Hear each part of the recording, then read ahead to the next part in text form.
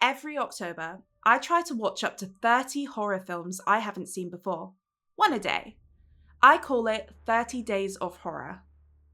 Yeah, there's 31 days in October, but 30 days rolls off the tongue better.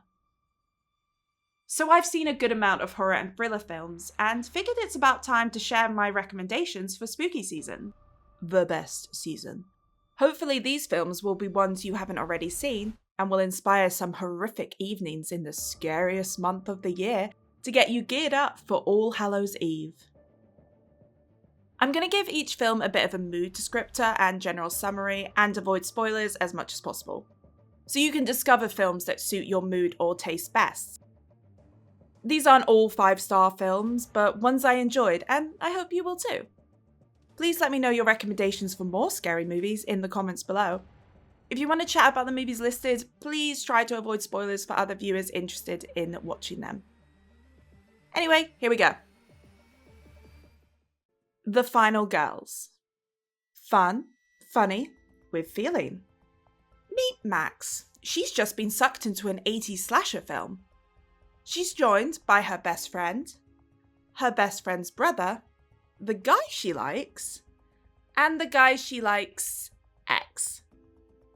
Oh, and her currently deceased mother, who acted in this famous slasher film. Oh, and of course, here's Billy to cut down this character count.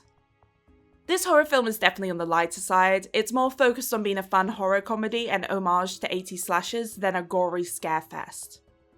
It also has heart to its story and characters, as Max is dealing with the grief from her mother's death, yet is reunited with her in the oddest of circumstances. Hearing the song Betty Davis Eyes may never feel the same to you again after this film. But nonetheless, I hope you like this film as much as I did. What's happening? It's slow motion.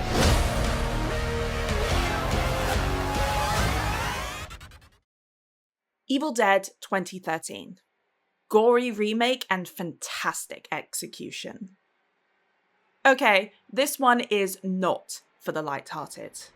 Maybe the opposite of The Final Girls when it comes to horror and gore, in that it is ramped up to 10. The practical effects are brilliant, and some of the brutality had me squirming in my seat. In my opinion, calling Evil Dead 2013 a remake can be a bit disingenuous. It's more of a reimagining, kind of a spin-off sequel. Like the original, the film follows 5 friends in a remote cabin who accidentally unleash, well, the Evil Dead. And the world might end because of it. So, pretty high stakes. What makes this sort of remake stand out is how well made it is, with a believable updated setting and brutal kills that stay true to the spirit of the original.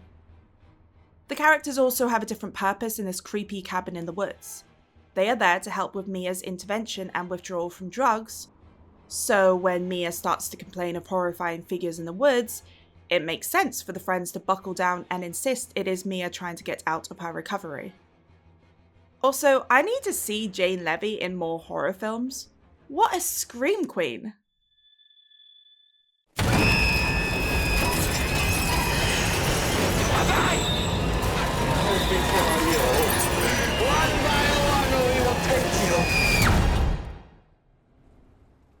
You are all going to die tonight. Saint Maud. Psychological thriller and character study. Maud has found God, and she wants to bless others with his holy touch, as he has blessed her, whether they want it or not. Saint Maud is a tense horror and character study. A young nurse who has recently found religion becomes obsessed with saving her chronically ill client. Honestly, that's all you need to know. It's a pretty concise film, only 84 minutes long. However, it's also a brilliant slow burn of a film. It will haunt your mind for days after, much like Maud's mind is haunted by her troubled past and religious obligations. And that ending. It's up there with Pearl for going hard on their final shot.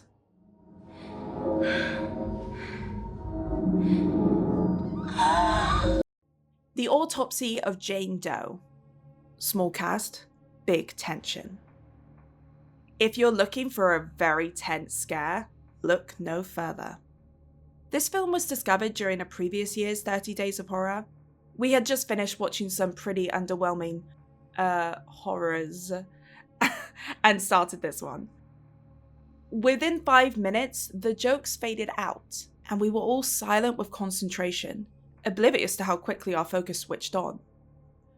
When the film ended, we agreed it was the best one of the night. Maybe the best we had seen in a long time. The Autopsy of Jane Doe follows a father and son performing an autopsy on an unidentified corpse. As they work, increasingly odd and spooky occurrences begin to take place. This film has some genuinely good scares and moves at a great pace. It's an all-round great horror. The setting of a mortuary is perfect for a supernatural horror, and you actually end up caring about the characters, including the titular Jane Doe. One thing's for sure, you're not going anywhere. It Follows. An instant classic. If you haven't seen It Follows yet, this is your sign to bloody well do it already. In this film, Jay finds herself stalked by a mysterious and deadly supernatural being after a strange sexual encounter.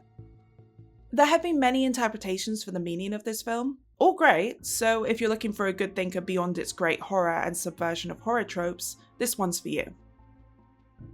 Also, this film has one of my favourite scares ever in a horror movie, but you'll have to watch it to find out.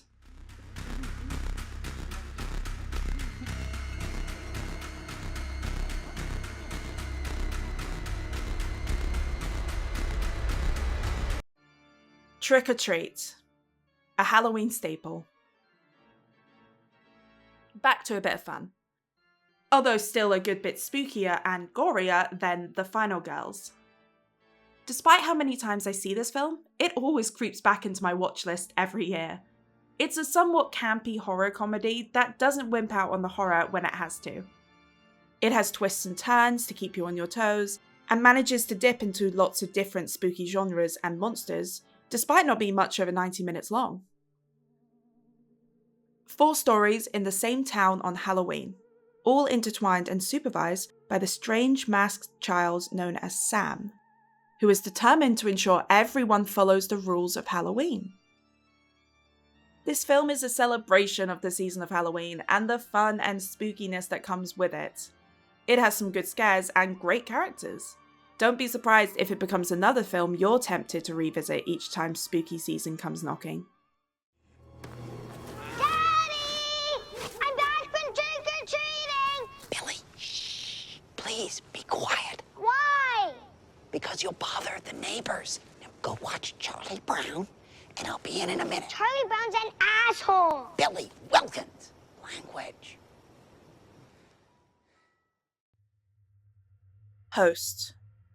Short, spooky, supernatural shenanigans. This is an hour-long film shot entirely through the video conference platform Zoom during the pandemic. It was perfectly released to disrupt the monotony of the ongoing lockdown in 2020, and it provided some much-needed excitement. Host turns the familiar social setting of 2020 on its head. The setting itself was limited due to the actual lockdown the actors were in, so the practical effects and collaborative work of the cast and crew is incredibly impressive.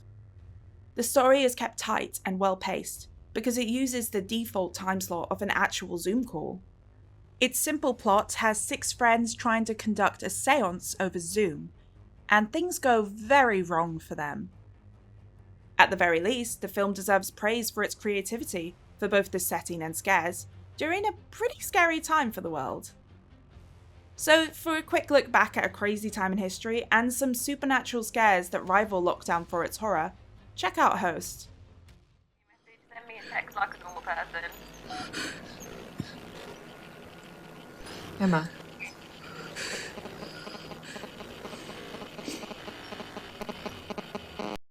Hereditary. Powerhouse performances and tension for days. The first half is an intense family drama with horrific acts and visuals to ensure you never feel totally comfortable. Then the second half descends into full-blown psychological chaos and otherworldly horror before you even have a chance to recover from the initial mayhem of messed up family dynamics. The film follows a grieving family tormented by a demonic entity after the death of their secretive grandmother. And that's all I'm going to say about that. The midpoint horrific acts that ramps everything up to an unholy level of pandemonium was the most tense I've ever felt in a cinema. It felt like I didn't breathe for the entire sequence. It was flawlessly executed. This film is brutal, shocking, emotive, and incredibly good, with family conflict and trauma being at the center of it. It also delivers some pretty intense gore towards its conclusion. Toni Collette as the matriarch of the family is phenomenal. This is an Oscar-worthy performance, but of course, the Oscars don't really pay attention to the horror genre, no matter how excellent its films can be. And Hereditary is sadly no exception. Don't you swear at me, you little shit! Don't you ever raise your voice at me! I am your mother! Do you understand? All I do is worry and slave and defend you, and all I get back is that f***ing face on your face! Train to Busan. Foreign frights, an emotional spin on a classic horror subgenre. Most of us have seen our fair share of zombie films, especially fans of the horror genre. So yet another zombie flick in 2016 would probably make you eye roll with exasperation. I'm not going to say much about Train to Busan because by telling you there are zombies and a Train to Busan, you can already guess the plot. And really, that's all you need. However, what makes it stand out from the genre is the great set of characters, emotional moments, and a healthy dose of social commentary. This is a layered and very entertaining zombie film. It transcends the zombie genre while also using it phenomenally. You will probably cry. And you will hopefully love this film as much as I do. It is so tense, emotionally impactful, and brilliantly done. Even if you're scared of subtitles, this is a horror film worthy of your bravery.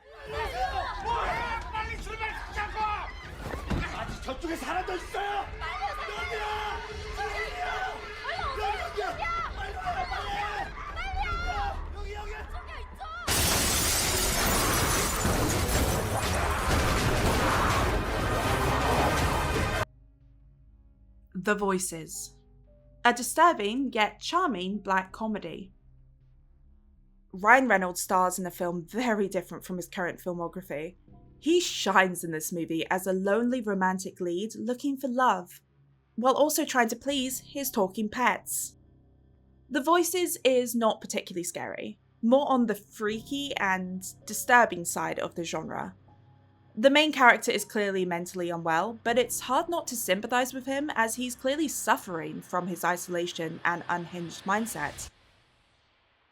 The tone is purposely bizarre and comical while showing some pretty dark scenes. This works brilliantly when it juxtaposes against the real world and serious repercussions for the characters. Reynolds' charm and vulnerability really brings it all together. It feels strange describing this as a fun horror because of the subject matter, but somehow it is. Unlike some other films in this list dealing with similarly dark and real subject matters, this one tries to keep things light. It's daring, but I think it pays off and works well. I was happy to see that in 2020, Ryan Reynolds spoke very fondly of this little film, calling it one of his favourites he'd ever done. And I continue to hope he'll do something like this again in the future. Hi, Jared. Yeah? You remember last week when you said there was an invisible line that separates good from evil, and you thought you'd crossed it, and I said, no, you're a good boy? Yeah, I remember. So what? I've changed my opinion. So you think I'm evil, Bosco? I'm certain of it.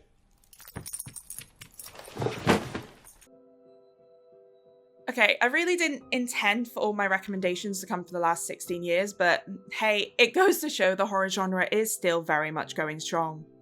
There have been some amazing horrors from the last decade or two, and fortunately with lots more still to see and to be released, the genre shows no sign of slowing down. If this video is well received, I'll be happy to recommend more movies for you to enjoy. Do let me know if you want more analysis in a recommendation or a spoiler section, or if you enjoy this format as is. If you've seen any of the picks or plan to watch them, please let me know what you think in the comments below. I live off feedback. In the meantime, happy Halloween!